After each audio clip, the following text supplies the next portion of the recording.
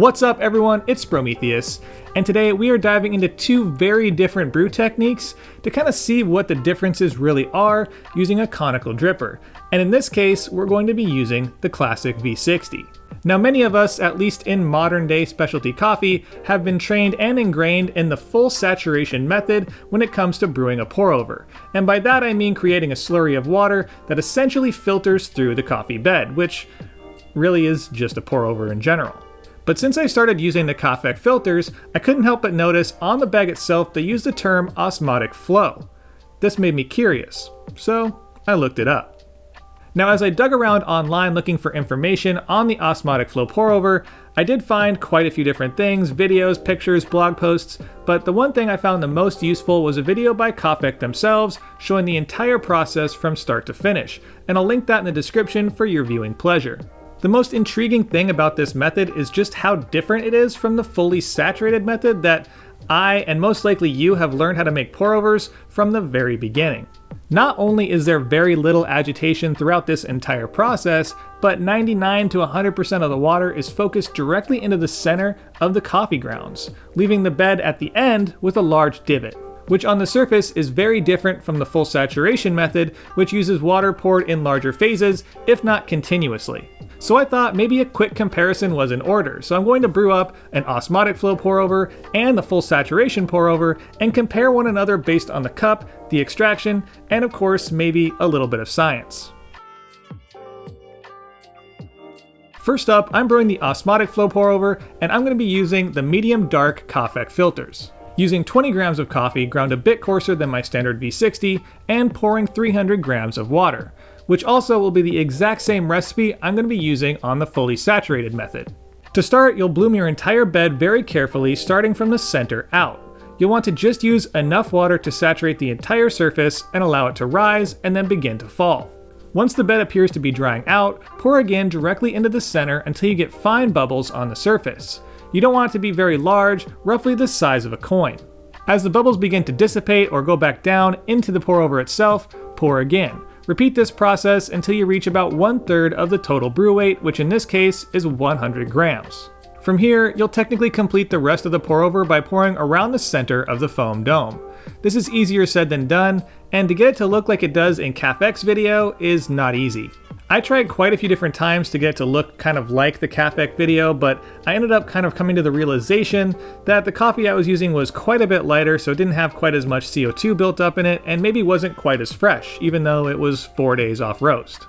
So I focused on just keeping my brew zone as tight as possible, and then once I hit close to the end, roughly 10 grams away from 300, I widened out the circle a little bit, leaving a ring of grinds around the edge of the filter.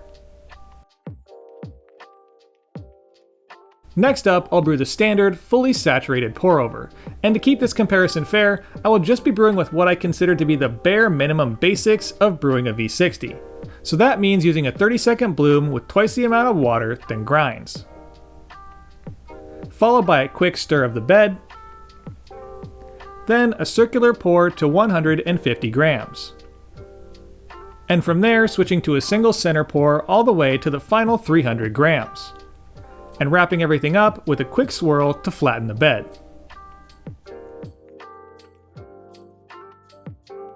So first up, let's talk taste, because in the long run, if we're making coffee and it doesn't taste good, what's the point?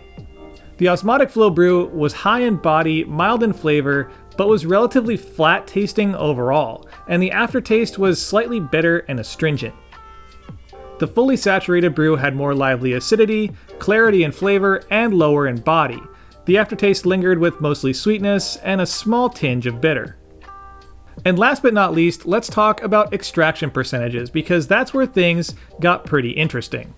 The osmotic flow brew landed at a TDS of 1.46, and the saturated brew landed at 1.45. Yep, you heard that right. There was a grand total of 0.01 TDS, which translates to 0.13%, between these two very different brew techniques. So you may be wondering what all of this means, and trust me, I was in the same boat. And it took me a little bit of time to sort of wrap my head around it and come up with some theories and some ideas around what I was actually experiencing. And the interesting thing was, I didn't really think having the same coffee, the same grind size, the same brew temperature, the same filter, I thought you'd be actually able to tell that that's the same coffee from cup to cup. But those brew methods are so very different that if you would have told me that those are two different coffees, I would have believed you. So there are a couple key takeaways that I took away from this experience that I want to share with you that I think are kind of important just in general, not only just with this specific experiment. But the first one is extraction is kind of a misunderstood thing. Now, considering how both of these extractions fell into what is essentially 19% extraction, means that they also both fell into what is considered ideal within specialty coffee standards. But the fully saturated brew was vastly more appealing to me than the osmotic flow, and this is kind of obvious, but I think it should be said that a good extraction percentage doesn't mean it will taste good, and that even an uneven extraction doesn't necessarily mean it's bad or a low extraction.